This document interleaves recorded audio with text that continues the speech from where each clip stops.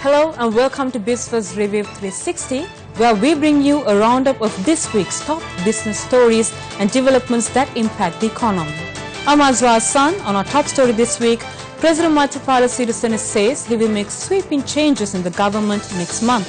It is not clear whether the changes the president announced would lead up to a cabinet reshuffle, but speculation is rife that key ministerial portfolios in finance and foreign affairs could be changed. President Maithripala Sirisena said the economy is not in crisis and is heading in the right direction. Speaking to heads of local media institutions, the president said that he expects strong growth in foreign reserves in the coming months. The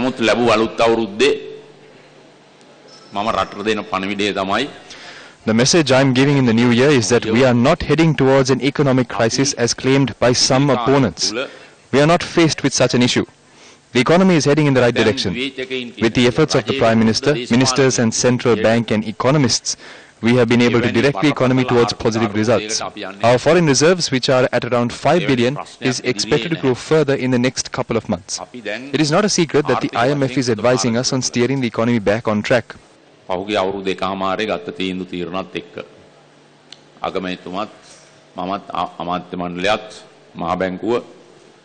The finance minister and our economists are currently in Washington, and they told me that things are looking very positive.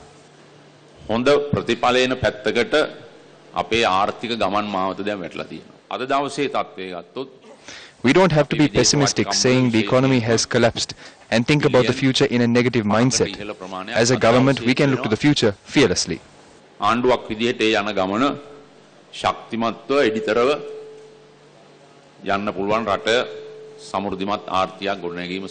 Commenting on the performance of state institutions, President announced sweeping changes and introduction of checks and balances to assess performance and speed of delivery.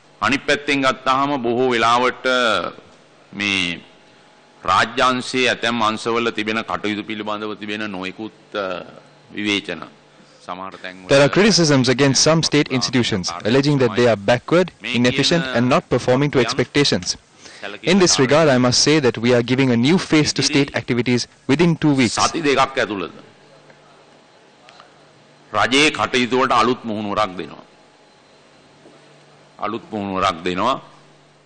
There may be changes in most state institutions. As much as there may be changes to the personnel, we are also introducing new processes to improve efficiency during assessment of state institutions.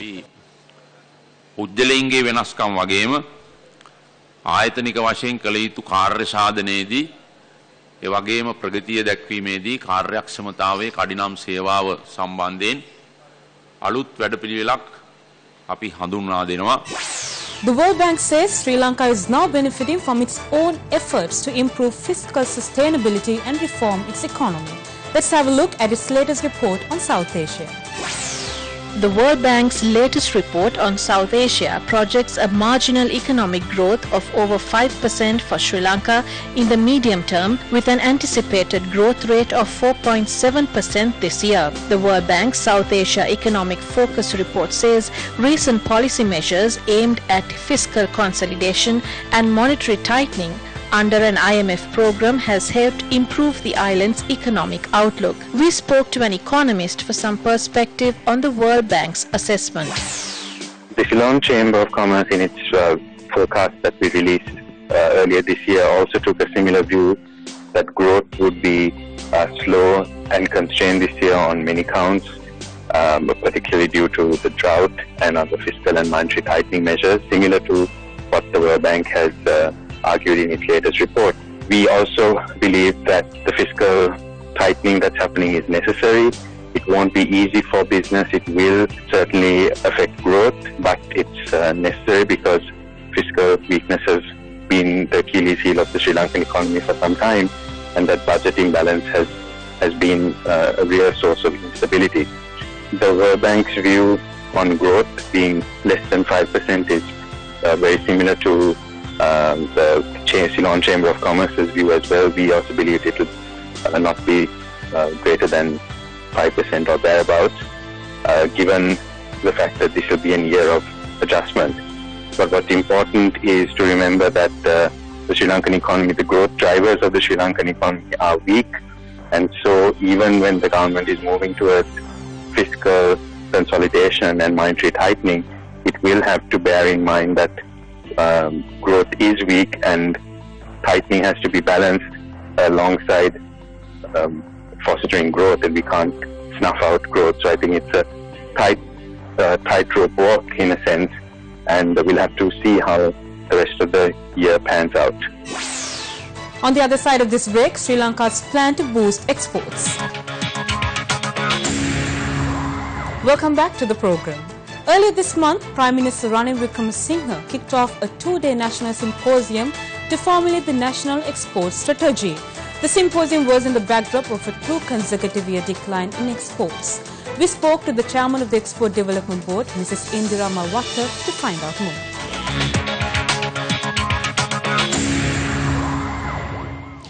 Hello, good evening and welcome to the program. Tonight we're going to be talking to Ms. Indira Malwatta. She's the chairman of the Export Development Board, and she has the unenviable task of promoting Sri Lanka's exports around the world. Ms. Malwatta, thank you very much for speaking to Biz First. Let me start by asking you, the EDB recently launched an export development strategy with the participation of the Prime Minister as well. What does this strategy really entail? What you plan to achieve through this? Yeah, Nadeem, it's the national export strategy. So it's going to have a holistic approach.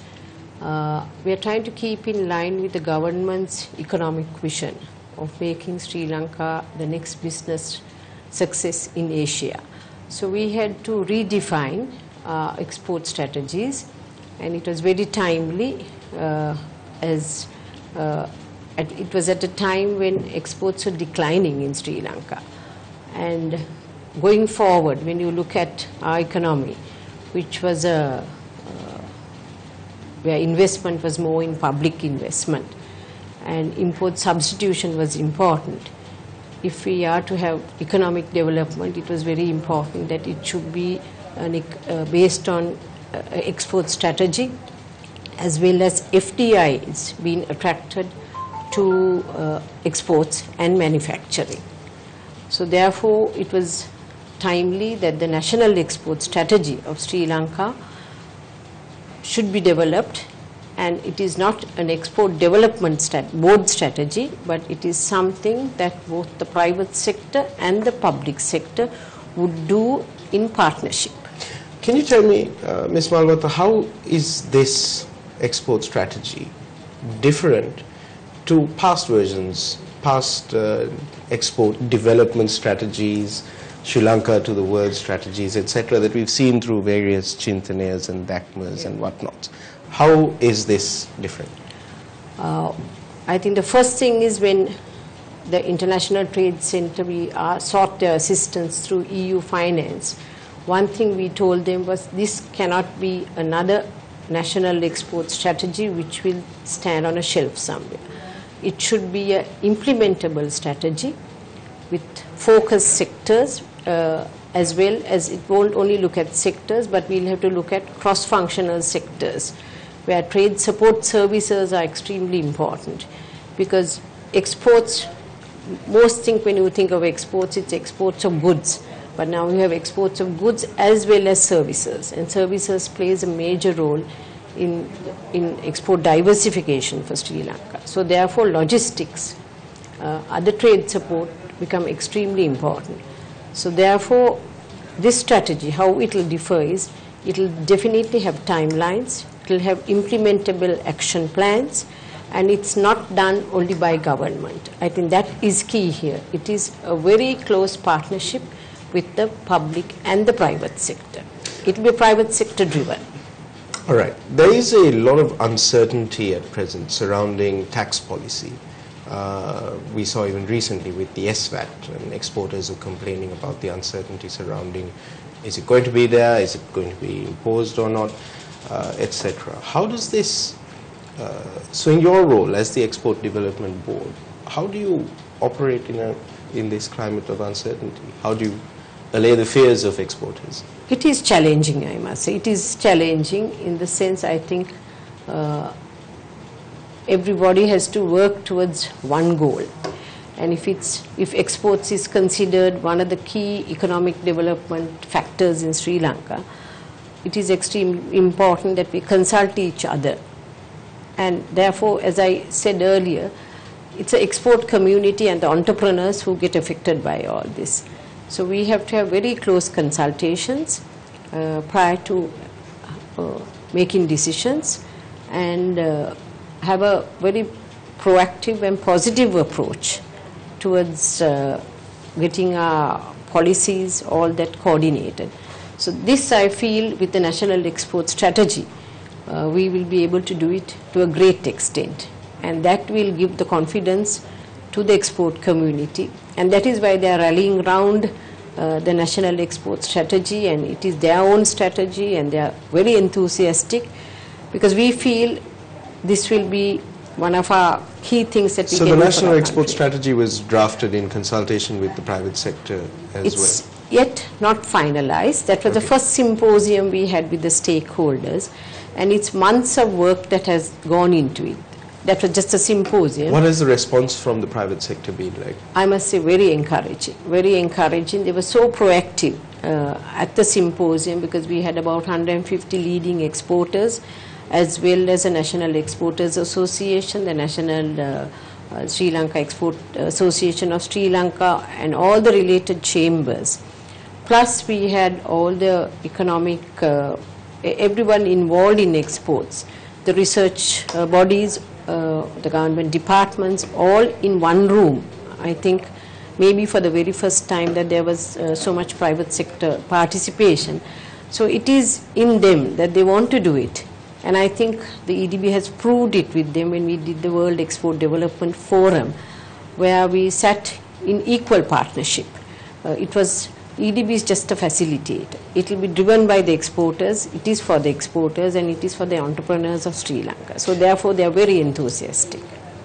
What are the plans that the EDB has to sort of expand the basket of exports and to introduce value addition and also complexity, to encourage Sri Lankan exporters to have that element of complexity to their products? That's very important, Nadim, because our export basket has not changed for the last 30 years, except a few sectors. We've been basically concentrating on apparel, tea, rubber, coconut, gems and jewelry, and tourism. And we need to add value to all this. So therefore, we are looking at new innovative products. So therefore, R&D will become extremely important. The EDB works with organizations like the SlimTech, with other research institutes, in order to broad base our export basket. Now, with this national export strategy, there will be new products also identified. EDB has been already started working with ship and boat building, because we feel that is one sector that Sri Lanka, with its coastal, such vast coastal harbours and things that will develop, that is some sector that we could develop to a great extent. And these are things where our young engineers, educated youth, can be very gainfully employed. Another sector that we are looking at is electrical and electronic components, because when you look at the world trend, lots don't manufacture from A to Z. It has gone into global production value chains or networks. So we must see what our key strengths are. Where we fit into the value chain. Into that global value chain. For example, now we are looking at components for the automobile sector. We have rubber in Sri Lanka, so why not make use of the rubber that we have, the rubber latex we have, and the technology we have developed, and combine that and do some components for the vehicles. So it would be a complete product, but that would be our strength. And for this, we would have to have all our other trade support should come in, because exports is not only exports. You'd have to have a much more enhanced shipping and logistics sector. That's right. So imports becomes equally important. All right. Ms. Malwata, we'll be right back. I'd like to continue this line of conversation. So when we come back from this short commercial break, where does Sri Lanka fit in the global value chain, and how important are bilateral trade agreements to take us there? Welcome back to the program. We're chatting with Ms. Indira Malwatha, the chairman of the Export Development Board, Sri Lanka. Ms. Malwatha, when we left off, we were talking about the global value chain and how important it is for Sri Lanka to sort of link up, to start. You were talking about getting into the manufacturing of electrical components. We've seen a lot of controversy surrounding bilateral trade agreements. Sri Lanka has many bilateral trade agreements that are in the pipeline, the government tells us, with Singapore, with China. Of course, the one that has got the most attention is ETCA, the Economic and Technological Cooperation Agreement with India, which is due to be signed sometime this year. How important are these bilateral trade agreements to positioning Sri Lanka in the global value chain? I think it becomes extremely important because when you look at the Sri Lankan population, we are looking at a population about 21 million. And if you want economies of scale, you would certainly have to look at exports. And what is the advantage of free trade agreements? You would have duty concessions as well as the non-tariff barriers will be removed. It's not only, lots of people think it's only the zero duty you might benefit. But when you have a preferential agreement, there will be lots of other things worked out. Now, for example, you look at the ECTA, which will be signed very soon. It is at a fairly mature state. We had a number of exporters who were very skeptical at the whole thing because of these non-tariff barriers faced by them. And in fact, that's one of the key things that we are concentrating on, of working out the non-tariff barriers, the issues they had at the Indian ports. So there has been a good dialogue that has been built up with the Indian authorities, and we have brought very specific examples of the barriers our exporters have faced, because there is no point in talking general items, because these are barriers not only faced by Sri Lanka, these can be barriers faced by any other country. So we have to also understand what are the import controls they have, what are the conditions they have, what are the certifications they have. We have to have a very good understanding of that and get that across to our exporters, that when they export certain products, that these are the barriers that they might face. Not barriers, but those are the essentials that you have to do in importing to a particular country. Some of the concerns that have been raised with regard to ETCA is, one is, of course, the whole notion that there are going to be a flood of Indian workers coming into Sri Lanka, and the other being that, you know, as much as the non-tariff, the barriers to Sri Lankan exports going to India will be lifted, the barriers to Indian imports coming into Sri Lanka will also be lifted, somewhat flooding the market is what people said. So how do you sort of strike a balance? Yeah. On the scare that there will be large number of workers coming into the country, if you frankly speak to most of the exporters, there's a major shortage of labor in Sri Lanka in certain skilled areas. We've been talking to so many sectors as a result of the ITCA being signed, and majority of them have skills which are not there in Sri Lanka, or we have not got our tertiary education organized to have those skills in Sri Lanka. So whilst we organize our tertiary and vocational education to have those skills, are we to stop exports? Are we to stop big orders that we have got and the foreign exchange we can get from those? So it won't be just an open visa for anybody to come. It will be project specific. Now, for example, you look at the ship and boat building industry, which we feel is a very potential sector for us, and they have issues of underwater welders, and they have a number of skilled hands are not available in Sri Lanka. There's a skill shortage. But they have the orders. But are we not to take the orders saying that we don't have it?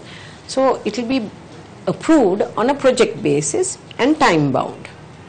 So I don't think anybody should have this fear that there will be large numbers who will come and take all our jobs. It will be on a project, time bound, and on certain skills that we don't have. But on the other hand, we also have to prepare ourselves to take on those skills for which the tertiary and vocational studies have to be done in Sri Lanka. In fact, the EDB has identified this as one of the weaknesses, and we have initiated discussions with the Ministry of Labour, with the Ministry of Vocational Studies, in order to have these skills given to our young youth, because not just courses done, but identify where the shortages and where the job opportunities are and where our young people would like to occupy themselves and do those skills. So it is something that we have to, as I said, a very coordinated effort has to be done with reference to the development of vocational studies. One of Sri Lanka's problems is that